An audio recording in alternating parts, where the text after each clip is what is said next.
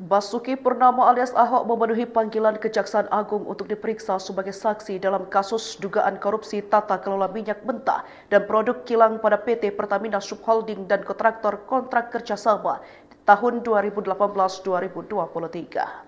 Ahok tiba di Gedung Kejaksaan Agung Jakarta pada Kamis 13 Maret 2025 sekitar pukul 8:36.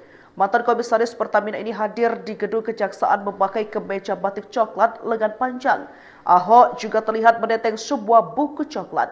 Lalu, data apa yang dibawa Ahok? Ahok mengungkapkan membawa data rapat yang diperlukan dan jika penyidik meminta data tersebut, ia pun akan memberikannya.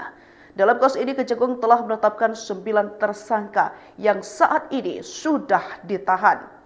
Kejagung masih menghitung total kerugian negara yang ditimbulkan oleh kasus ini yang diperkirakan bisa melebihi 193,7 triliun rupiah.